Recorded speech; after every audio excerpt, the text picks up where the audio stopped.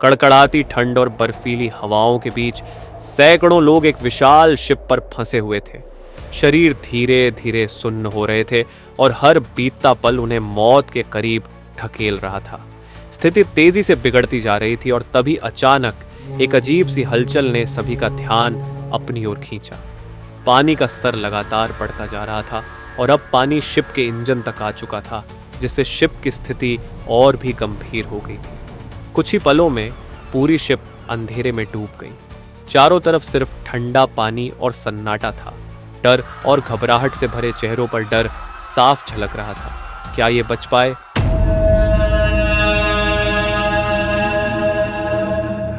आपने अक्सर जहाजों को पानी से भरे समुद्र में जाते सुना होगा, लेकिन क्या कभी किसी जहाज को बर्फीले समंदर के बीचों बीच जाते सुना है?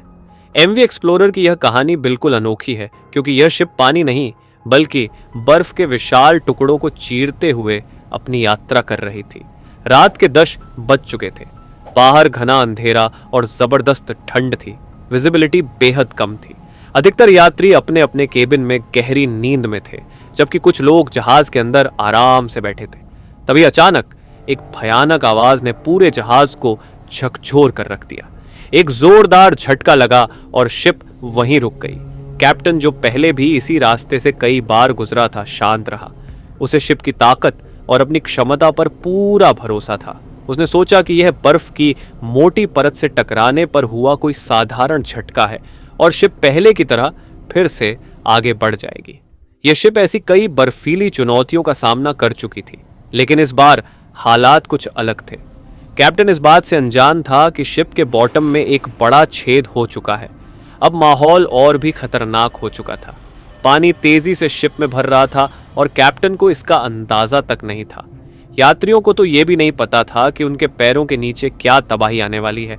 हर बीतते सेकंड के साथ बर्फीला पानी जहाज को निगलने के लिए आगे बढ़ रहा था। अब सवाल सिर्फ इतना नहीं था कि जहाज डूबेगा या नहीं, बल्कि सवाल यह था कि क्या वक्त रहते सभी लोग इस जहाज से बाहर निकल पाएंगे, या फिर यह शिप भी टाइटैनिक की तरह बर्फ के ठंडे पानी में खो जाएगी अपनी आखिरी सांस लेते हुए। यह कोई आम समुद्री दुर्घटना नहीं थी, यह एक दौड़ थी मौत और जिंदगी के बीच। क्या एमवी एक्सप्लोरर उस अंधेरे और बर्फीले समंदर से खुद को बचा पाएगी, या फिर बर्फ का यह विशाल साम्राज्य उसे हमेशा के लिए निगल लेगा? जानने के लिए वीडियो बिना स्किप करे एंड तक देखना। 1960 का दौर था, जब अंटार्कटिका जैसी जगहों पर समुद्र के रास्ते पहुंचना बेहद कठिन था। समुद्रों में भारी बर्फ की वजह से कोई भी शिप वहां जाने का जोखिम नहीं उठा सकती थी।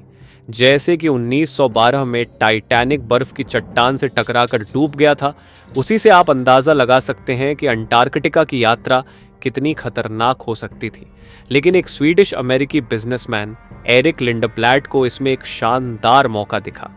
उन्होंने सोचा कि लोग अंटार्कटिका की यात्रा करना चाहते हैं, तो क्यों ना एक ऐसा जहाज बनाया जाए जो बर्फीली चट्टानों से सुरक्षित तरीके से गुजर सके।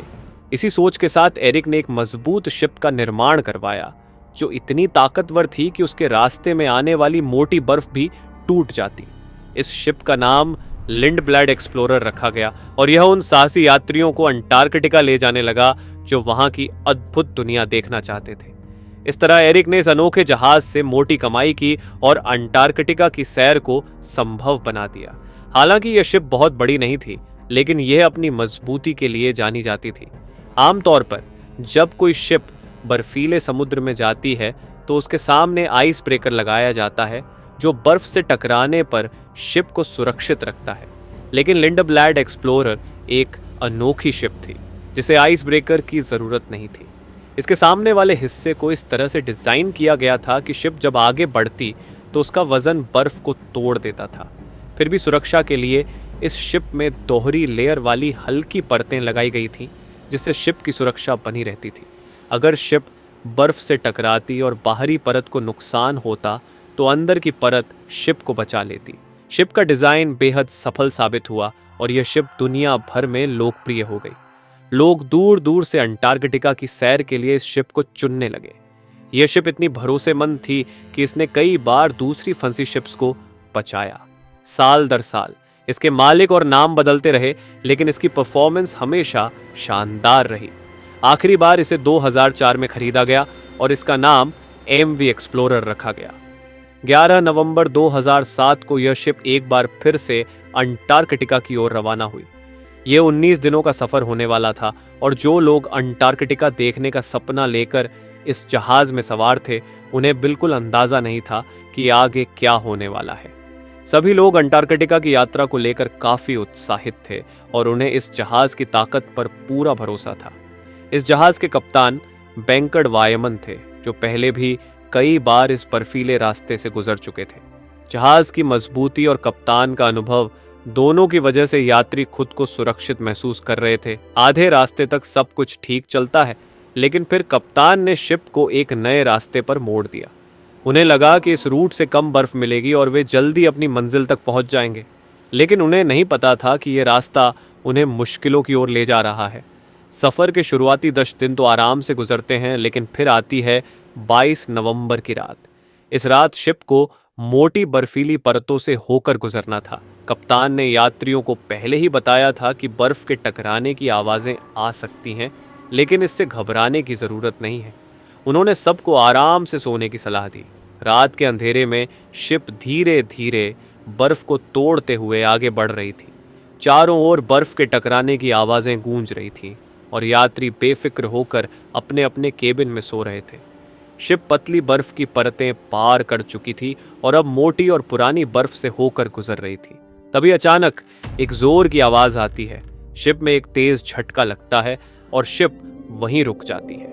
तेज आवाज और जोरदार झटके से सभी यात्री जाग गए, लेकिन कप्तान ने पहले ही चेतावनी दे रखी थी, इसलिए किसी ने इसे गंभीरता से नहीं लिया और फिर से सोने की कोशिश की।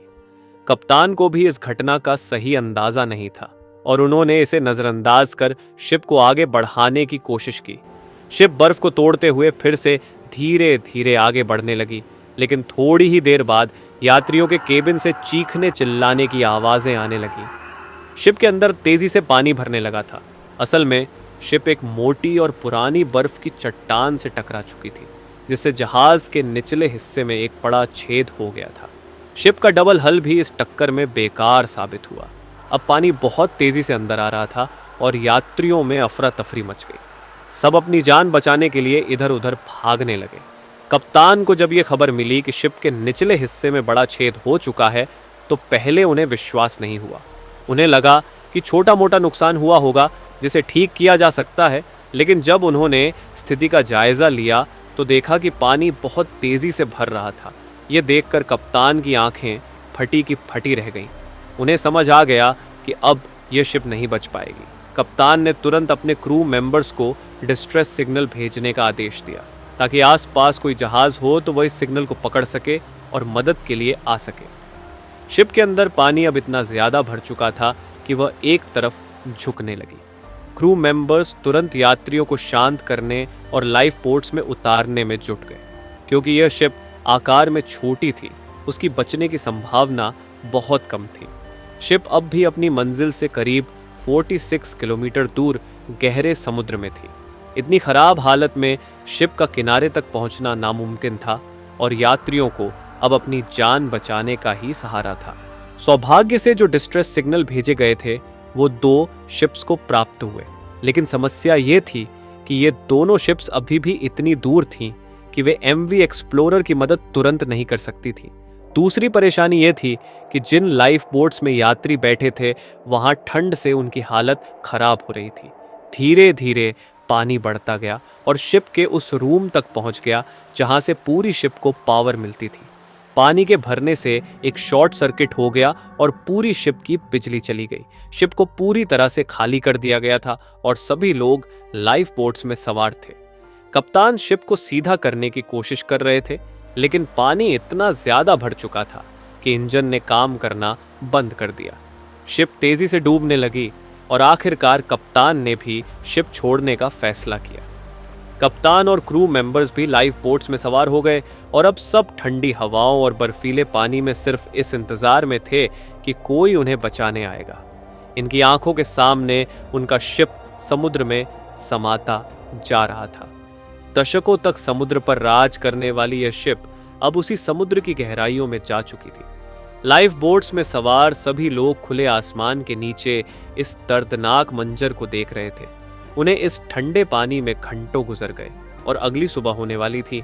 तभी उन्हें दूर समुद्र में लाइट्स दिखने लगी जो उनकी तरफ आ रही थी। दरअसल जिन दो शिप्स को डिस्ट्रेस सिग्नल मिला था, उनमें से एक शिप उनकी मदद के लिए आ रही थी। सभी लोगों को सुरक्षित रेस्क्यू कर लिया गया। अच्छी खबर यह थी कि इस खौफनाक हादसे में कोई जान नहीं गई और सब बच निकले। लेकिन कप्तान की एक गलती ने एमवी एक्सप्लोरर को समुद्र की गहराई में समा दिया। आज भी इस जहाज का मलबा पेंगुइन आइलैंड से करीब 25 मील दूर समुद्र की गहराइयों में दफन है। ये थी अंटार्कटिका की खौफनाक कहानी। ऐसे ही वीडियोस देखने के लिए चैनल को सब्सक्राइब करना मत भूलना। Thank you.